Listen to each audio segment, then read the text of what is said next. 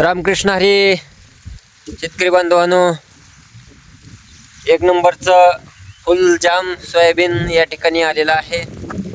हे सोयाबीन आपण BBF पद्धतीनं पेरलेलं आहे आणि BBF पद्धतीमुळं पेरल्यामुळं ह्या वर्षी याचा खूप फायदा ही शेतकऱ्याला झालेला आहे. कारण ह्या वर्षी सुरुवातीपासूनच पाऊस हा कायम कंटिन्यू आहे आणि त्यामुळं काही शेतकऱ्यांचे सोयाबीन हे पाणी लागून सुद्धा गेलेले आहेत. परंतु BBF पद्धतीनं सोयाबीन पेरल्यामुळं आता सोयाबीन हे बघा बरोबर आपल्या मांड्याला लागले. बरोबर मांड्याला सोयाबीन आलेलं आहे, गुडघ्याला, मांड्याला, आणि फुलं सुद्धा एकदम याला भरपूर अशी लागलेली आहेत. बघा आपण हे फुलं बघू शकतो.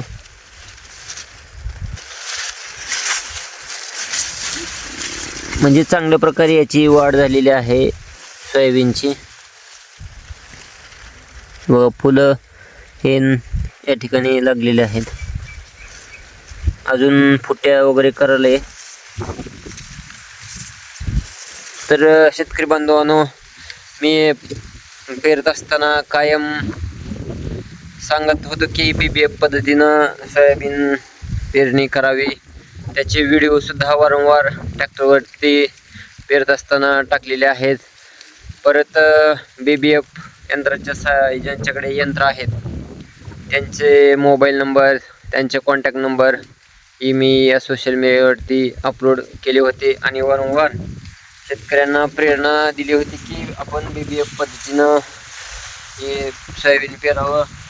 आता ही सरी आहे, आता मी जी उभारलो ही सरी आहे आणि इथं या ठिकाणी ह्याच्यामध्ये अंतर आहे.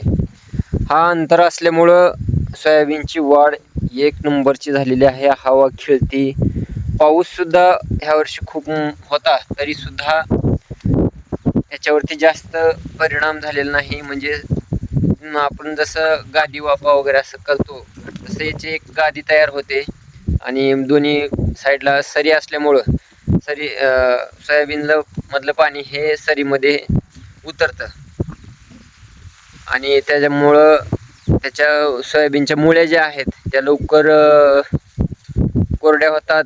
त्याला सूर्यप्रकाश लवकर मिळतो, हवा पण मिळते. त्याच्यामुळं हे BBF पेरणी खूप उपयुक्त आहे. आणि जरी पाऊस कमी जरी असला तरी त्याला पाणी सुद्धा आपल्याला स्प्रिंकलरच्या साह्यानं वगैरे देण्यासाठी या सरीमधून आपल्याला सोपं जातं आहे.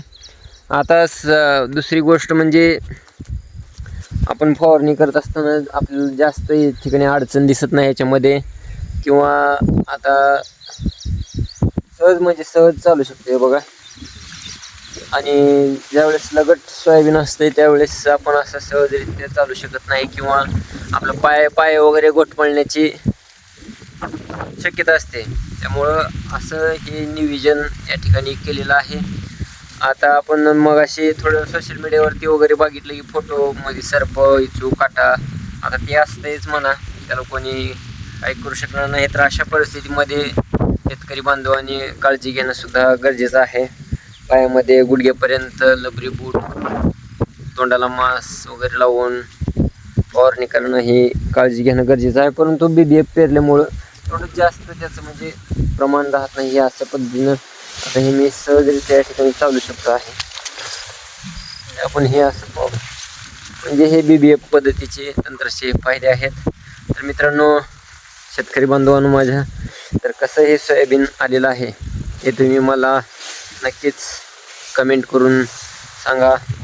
आणि अशीच माहिती मिळवण्यासाठी आमच्या फेसबुक पेजला फॉलो करा, लाईक करा, कमेंट करा आणि व्हिडिओ शेअर करायला विसरू नका. रामकृष्ण हरी.